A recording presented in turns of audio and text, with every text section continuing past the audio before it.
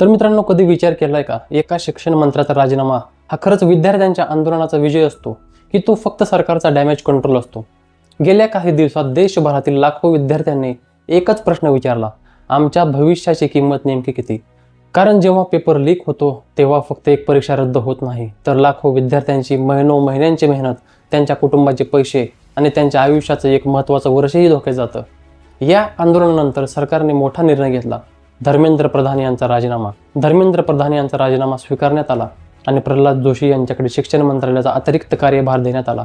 पण आता सर्वात मोठा प्रश्न असा आहे की हा बदल खरंच शिक्षण व्यवस्थेला बदलणार आहे का? आजच्या व्हिडिओमध्ये आपण भावना बाजूला ठेवून फक्त तथ्यांच्या आधारावरती संपूर्ण प्रकरण समजून घेणार आहोत.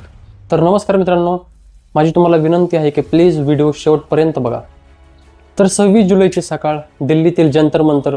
काही दिवसापूर्वी हजारो विद्यार्थ्यांच्या घोषणांनी दणाणून गेलेला हा परिसर आता शांत होता. पोलीस अजूनही तैनात होते, बॅरिगेड्स अजूनही उभे होते, पण आंदोलक आपल्या घरी परतलेले होते. मात्र आंदोलन संपलेलं होतं. त्याचा परिणाम नाही, कारण त्याच दिवशी राष्ट्रपती भवनाकडून एक महत्त्वाची घोषणा करण्यात आली. पंतप्रधानांच्या सल्ल्यानुसार धर्मेंद्र प्रधान यांचा शिक्षण मंत्री पदाचा राजीनामा स्वीकारण्यात आला आणि प्रल्हाद जोशी यांच्याकडे शिक्षण मंत्रालयाचा अतिरिक्त कार्यभार सोपवण्यात आला. हा निर्णय येता देशभरातून दोन वेगवेगळ्या प्रतिक्रिया दिसू लागल्या.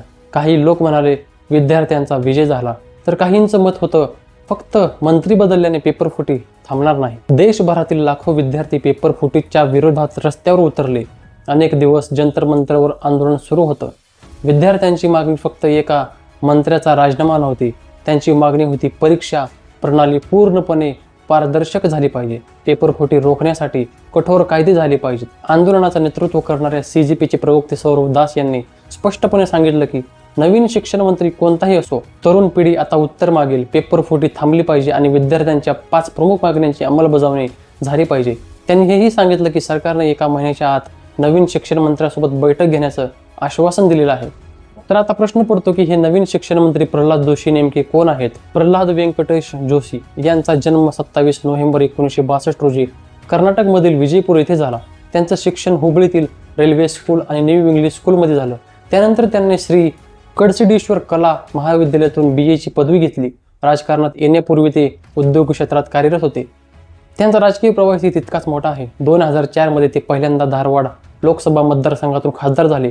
त्यानंतर 2009, 2014, 2019 आणि 2024 अशा सलग निवडणुका जिंकून त्यांनी धारवाडमध्ये आपलं वर्चस्व कायम ठेवलं. 2014 ते 2016 या काळात ते कर्नाटक भाजपचे प्रदेशाध्यक्ष होते. 2019 ते 2024 दरम्यान त्यांनी संसदीय कामकाज, कोळसा आणि खाण मंत्रालयाची जबाबदारी सांभाळली. सध्या त्यांच्याकडे ग्राहक व्यवहार, अन्न व सार्वजनिक वितरण मंत्रालय, यासोबतच त्यांच्याकडे न्यू अँड रिन्युएबल एनर्जी मंत्रालय सुद्धा आहे. आता शिक्षण मंत्रालयाचा अतिरिक्त कार्यभार सुद्धा त्यांच्याकडे आहे.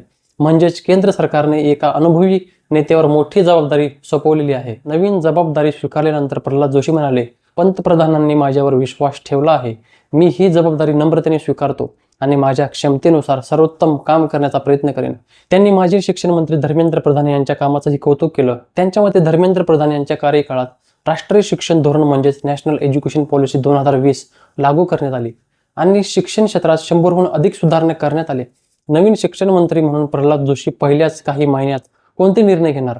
पेपर फुटी रोखण्यासाठी परीक्षा प्रणालीमध्ये कोणते बदल होणार? विद्यार्थ्यांच्या मागण्यावर सरकार प्रत्यक्षात किती काम करणार? आणि सर्वात महत्त्वाचं म्हणजे लाखो विद्यार्थ्यांचा तुटलेला विश्वास पुन्हा जिवंत होणार का? जर हा राजीनामा विद्यार्थ्यांच्या आंदोलनामुळे झाला असेल तर तो लोकशाहीसाठी महत्त्वाचा संदेश आहे. कारण त्यातून हे दिसतं की शांततापूर्ण आंदोलनातून सरकारवर दबाव निर्माण होऊ शकतो.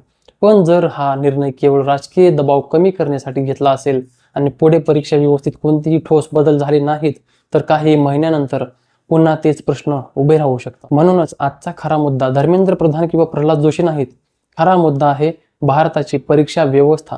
जोपर्यंत पेपर सुरक्षित राहत नाहीत, परीक्षा पारदर्शक होत नाहीत आणि दोषींना जलद कठोर शिक्षा होत नाही, तोपर्यंत कोणताही शिक्षण मंत्री आला तरी विद्यार्थ्यांचा विश्वास पूर्णपणे परत मिळवणं कठीण असेल. आता सर्वांचं लक्ष सरकार आणि नवीन शिक्षण मंत्र्याच्या पुढच्या निर्णयाकडे आहे.